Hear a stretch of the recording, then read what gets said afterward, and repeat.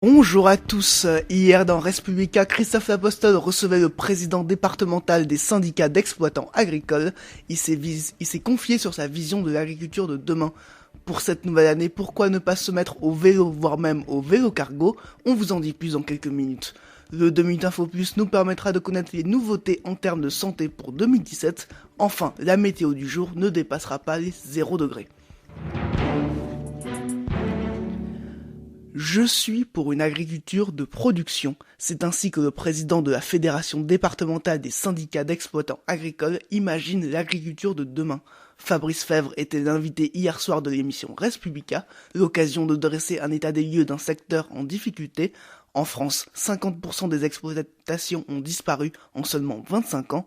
Et tous les 7 ans, en surface cultivée, c'est l'équivalent d'un département qui disparaît en raison de l'urbanisme. Face à cela, la FNSEA a présenté mi-décembre 13 mesures qu'elle entend faire ratifier par les futurs candidats à la présidentielle. Parmi celles-ci, une enveloppe de 6 milliards d'euros pour les investissements et le développement de l'agriculture. Pour Fabrice Febvre, au micro de Christophe Lapostole, il s'agira notamment de mettre la France au niveau de ses concurrents. Regardez l'organisation de nos concurrents. Regardez comment sont organisés les Ukrainiens, les Russes, les Roumains, les Américains, les Canadiens.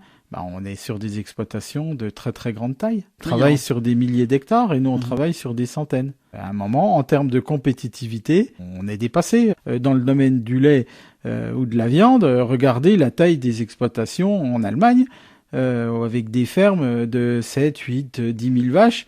Nous, vous avez vu le tollé, quand il y a 7 exploitants agricoles qui se regroupent pour faire une ferme qui n'en fait pas 1000 mais 800, alors que c'est monnaie courante dans tous les pays européens qui sont nos concurrents. Fabrice Febvre souhaite également 6 milliards d'euros pour des investissements dans les énergies renouvelables, mais aussi dans la production locale. Je vais vous donner quelques chiffres, regardez. De toute façon, il y a de l'avenir. Regardez qu'une tomate sur 3 consommée en France est importée. Un tiers des jambons consommés en France sont importés. 40% de la viande de poulet consommée en France sont importés. On pourrait les produire chez nous. Il y a un moment, il faut relancer la machine. Alors tout ça, c'est de l'investissement. Monter des poulaillers aujourd'hui, dans des territoires où il y a 4 habitants au kilomètre carré, ce serait pas opportun d'installer des poulaillers dans ces zones-là pour essayer recréer de l'emploi, recréer du dynamisme. Et puis tout ça, c'est quand même des céréales qui sont valorisées. Et les candidats à la présidentielle qui signeront ce pacte s'engageront à le mettre en œuvre dans les 200 premiers jours du futur mandat présidentiel. Et parmi ces candidats à la présidentielle, il y aura peut-être Arnaud Montebourg. Il est pour le moment l'un des 7 candidats à la primaire de la gauche qui se déroulera les 22 et 29 janvier prochains. Hier, il a rendu public l'organigramme de son équipe de campagne où il y a quelques personnalités de Côte d'Or et de Saône-et-Loire. Ainsi, Philippe Baumel, député PS de la 3e circonscription de Saône-et-Loire, est l'un de ses porte-paroles. Kéra Bouziad, député PS de la 3e circonscription de Côte d'Or et représentante politique déléguée aux associations. Cécile Untermaier, députée PS de la 4e circonscription de Saône-et-Loire, s'occupe des questions de justice. Enfin, Céline Maglica, la suppléante de Laurent Grandguillaume, est chargée de la jeunesse. Il y avait les remorques de vélo des amateurs de randonnée à bicyclette sur plusieurs jours ou pour emmener les enfants en balade. Il y avait les remorques de nos grands-parents. Il y a désormais les vélos cargo de la société 12 Cycles, basée à Ladois-Sérigny en Côte d'Or. L'entreprise est installée à quelques mètres de l'ancienne usine qui a vu naître les pédales Look automatiques. La différence est la plateforme de portage. Elle se situe à l'avant du vélo entre la roue et le guidon, ce qui change complètement la physionomie du deux roues. Une bicyclette destinée à une certaine forme d'utilisation, comme l'explique Thomas Coulbeau, il est designer et c'est lui qui a imaginé cette bicyclette. Il est au micro de Christophe Lapostole. Il faut considérer le vélo cargo comme un véhicule. Il est destiné à se déplacer en centre-ville avec ses enfants. On peut aller faire ses courses. On peut vraiment s'en servir dans les centres-villes. Alors on a différents équipements qu'on peut installer sur l'avant du vélo. On a des caissons avec des sièges enfants qui permettent de transporter les enfants. On a des caisses qu'on peut verrouiller à clé. Les coursiers, par exemple, peuvent transporter des colis et laisser le vélo quelques minutes avec la caisse verrouillée.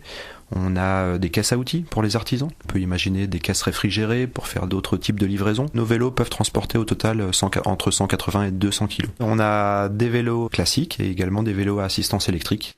Et ces vélos permettent l'emploi d'une dizaine de personnes sur l'Ado à Sérigny. C'est d'ailleurs entre 600 à 700 vélos cargo qui sont fabriqués chaque année. Sur le site internet de la société, les clients peuvent composer eux-mêmes leur bicyclette, de la peinture à la taille de la plateforme à l'avant du vélo.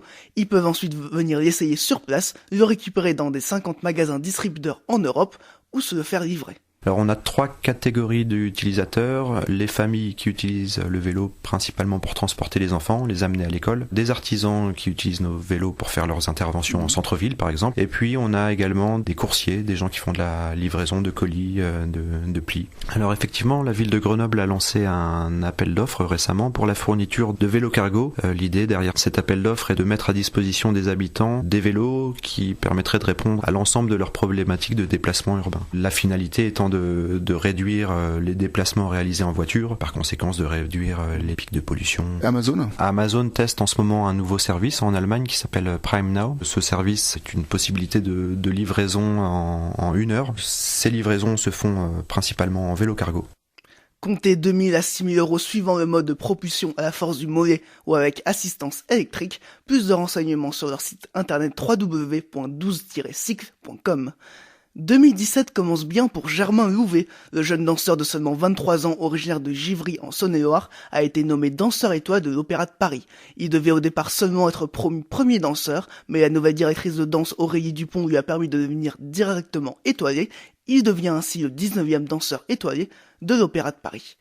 Le DFCO a repris l'entraînement hier, après une pause hivernale d'une dizaine de jours après leur victoire face à Toulouse. Les Dijonais se sont préparés pour leur match de ce week-end, et ce sera un match de Coupe de France face à Louhans.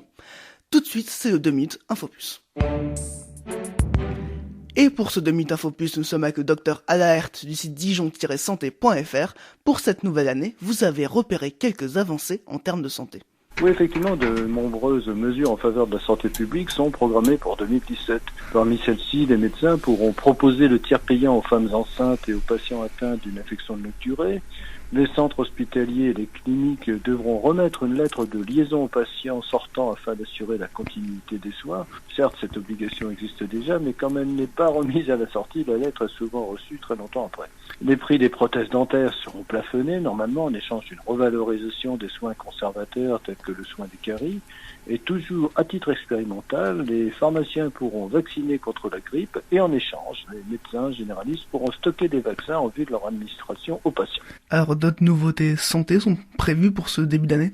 Oui, les salariés pourront également prendre, lorsqu'ils souhaitent aider un proche malade, âgé ou handicapé, eh bien, ils pourront prendre un congé sans solde de 3 mois, renouvelable une fois, et ceci sans avoir à justifier d'un lien de parenté, ce qui est vraiment une grande nouveauté. Par ailleurs, les actifs et les retraités imposables bénéficient déjà de crédit impôt lors de l'emploi d'une aide à domicile. Cette mesure s'étendra normalement aussi à tous les ménages français, notamment retraités non imposables, qui seront remboursés par le Trésor public en 2018 de leurs dépenses de 2017. Donc tout ceci me paraît de très très très bonnes nouvelles. Mais combien de ces mesures seront effectives avant les élections présidentielles en avril? Ça, c'est la grande question que je me pose. Merci au Dr Alaert pour ce 2 minutes Infopus. On rappelle que vous êtes le créateur du site dijon-santé.fr. Tout de suite, c'est la météo.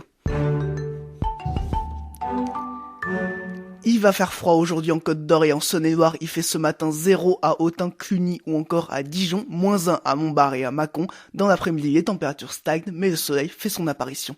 C'est la fin de ce journal. Très bonne journée à tous.